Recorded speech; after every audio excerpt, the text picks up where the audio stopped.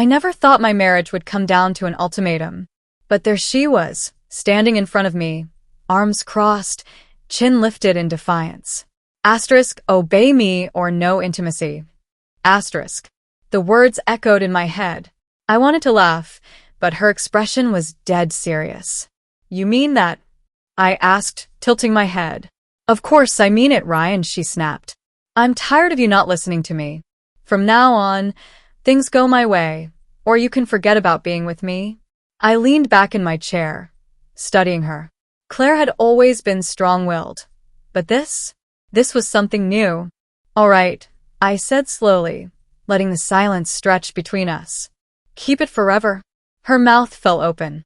That was not the reaction she expected. You think you can live without me? She scoffed. I don't think, Claire, I know. And just like that, everything shifted. For years, I had been bending over backward to accommodate Claire. She was the type of woman who always had to be in control. What we ate, where we went, how the house was decorated. At first, I played along, thinking that's just how relationships worked. But over time, I realized something. It was never about compromise. It was always about her getting her way, asterisk, asterisk. And now she thought she could control our intimacy too? I had never felt more certain about anything in my life. Claire scoffed, shaking her head. You're bluffing. You wouldn't last a week without me. I smirked. Guess we'll find out, won't we? That night, Claire strutted around in one of those silk nightgowns she knew I liked, giving me sidelong glances. I just grabbed my pillow and headed for the guest room. She gasped. You're really sleeping in there? You said no intimacy, right? I smirked. Figured I'd get a head start on that. Claire didn't say another word. She just stood there, fuming, as I shut the door behind me. The next few days were almost comical. Claire went from acting smug to frustrated to outright desperate. She tried guilt-tripping me, throwing little tantrums, even making passive-aggressive comments. Nothing worked. Instead of feeling trapped by her ultimatum, I felt free.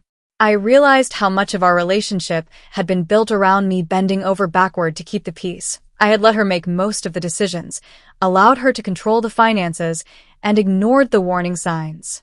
But now I saw things clearly. One evening, I got home from work and found Claire on the couch, arms crossed tightly. We need to talk, she said, her voice sharp. I sighed, setting my keys on the counter. About what? This, she gestured between us. You've been ignoring me, and it's childish. I laughed. Ignoring you? Claire, I'm just not chasing you. There's a difference. Her lips pressed together. Ryan, do you even love me? The question caught me off guard. Not because I didn't have an answer. Asterisk, asterisk, but because I did, asterisk, asterisk. I thought about all the times she had dismissed my feelings, all the times she belittled me, all the times I had sacrificed my happiness for the sake of keeping her happy. And then I realized something. I didn't love her. At least not anymore. Maybe I had once. But now? Now all I felt was relief at the thought of being free. Claire must have seen it on my face, because her expression changed from anger to something else. Panic. Ryan, she whispered, her voice suddenly soft. I took a deep breath. This was it. The moment everything truly shifted, asterisk, asterisk. And I was ready. Claire stared at me, her confidence crumbling before my eyes. She had expected defiance, maybe even anger. What she wasn't prepared for was indifference. You're joking, she said, her voice barely above a whisper. I shook my head. No, Claire. I'm not. Her hands clenched into fists. You don't just stop loving someone overnight. I sighed. It wasn't overnight. It was years in the making. You just never noticed because you were too busy trying to control me. Her face twisted in frustration. Oh, so now I'm the bad guy? I'm the villain because I wanted things a certain way. I crossed my arms. It's not about wanting things a certain way. It's about never considering how I felt. It's about treating our relationship like it was your kingdom, and I was just a subject meant to follow orders. She scoffed.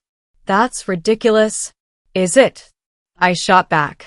Because the moment I didn't fall in line, you pulled the only leverage you thought you had, intimacy. And now that it's not working, you don't know what to do? She flinched. I could see the gears turning in her head, desperately searching for a way to regain control. I was just trying to make us stronger, she muttered, but the conviction in her voice was gone. I exhaled, shaking my head. No, Claire. You were trying to make yourself stronger at my expense. And I let it happen for too long. A heavy silence filled the room. For the first time in our marriage, Claire was truly speechless. I turned to walk away, but she grabbed my arm. Wait, she said, her voice softer now. Ryan, we can fix this. I looked at her hand on my arm, then into her eyes. No, Claire, I said, shaking my head. We can't. Her grip loosened, and I saw tears forming in her eyes. Maybe it was regret. Maybe it was fear. But I didn't care anymore. I walked away, leaving her standing there, alone with the realization that she had finally pushed me too far. That night, for the first time in years, I slept peacefully. The next morning, I started making arrangements. I reached out to a divorce attorney and took the first steps toward reclaiming my life. Claire, however, wasn't ready to give up so easily. Over the next few days, she switched tactics. One moment she was apologetic, promising she would change. The next, she was furious, calling me selfish and accusing me of abandoning our marriage. When none of that worked, she tried seduction. She dressed in the lingerie she used to wear when things were good between us, casually brushing against me as she walked past. I didn't bite. One night, she cornered me in the kitchen. Ryan, she said, her voice soft, let's go on a trip. Just us. We can fix this. I took a sip of my drink and set it down. A vacation won't fix what's broken, Claire. Her lips trembled. Then what wills? I met her eyes. Letting go. The color drained from her face. She slammed her hand on the counter. You really think you're going to find someone better than me? I chuckled, grabbing my jacket. I don't need to find anyone, Claire. I just need to find myself again. And with that, I walked out. That was the moment I knew. There was no turning back. Claire's desperation grew with every passing day. She tried everything, apologies, anger, manipulation, but nothing worked. I had made up my mind, and for the first time in our marriage, she was completely powerless. One evening, as I packed my things, she stood in the doorway, her arms crossed tightly. You're really doing this, she muttered. I didn't stop folding my clothes. Yeah, Claire. I am. She let out a bitter laugh. So that's it? You're just throwing away everything we built. I turned to face her. Claire, be honest. Was it ever really we who built this marriage? Or was it just you making decisions and me following along? She flinched. That's not fair. No, I said, shaking my head. What's not fair is you thinking you could control me forever. Her nostrils flared. And you think you'll be happier without me? I met her gaze, without hesitation. I know I will be. For the first time, the weight of my words seemed to hit her. Claire's eyes darted away, her breath shaky. Ryan, she whispered, I don't want a divorce. I sighed. That's the thing, Claire. It's not about what you want anymore. Her lips trembled. So that's it? You're leaving me? I nodded. Her expression twisted into something ugly. Fine. Go ahead. But don't come crawling back when you realize no one else will put up with you. I let out a short laugh. That's the difference between us, Claire. I don't need someone to put up with me. I just need someone who actually respects me. She opened her mouth to respond, but I didn't wait to hear it. I grabbed my bags, walked past her, and stepped out the door. The moment I left, I felt lighter. Like I had finally reclaimed my life. The divorce process moved faster than expected. Claire fought it at first, trying to drag it out, hoping I'd change my mind. But when she realized I was serious, she finally gave in. One day, as I was finalizing some paperwork, I got a message from a mutual friend. Asterisk, dude, Claire's on a dating app. And it's kinda pathetic. Asterisk.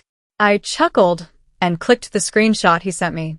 There she was, using a photo from 5 years ago with a bio that read, Asterisk, looking for a real man who knows how to treat a woman. Asterisk. I shook my head. She still didn't get it. Claire had spent our marriage convinced that I needed her. But the truth was, she had needed me. To boost her ego, to be her emotional punching bag, to tolerate her control issues. And now? Now she was just another woman on an app, desperate for the attention she thought she'd never lose. I put my phone down, leaned back in my chair, and smiled. For the first time in years, I was truly free. A few months after the divorce was finalized, I stood in my new apartment, looking out over the city's skyline. The air felt different, lighter, freer. I had spent so much time trapped in a marriage where I was constantly walking on eggshells, constantly trying to please someone who was never satisfied. Now I could just breathe.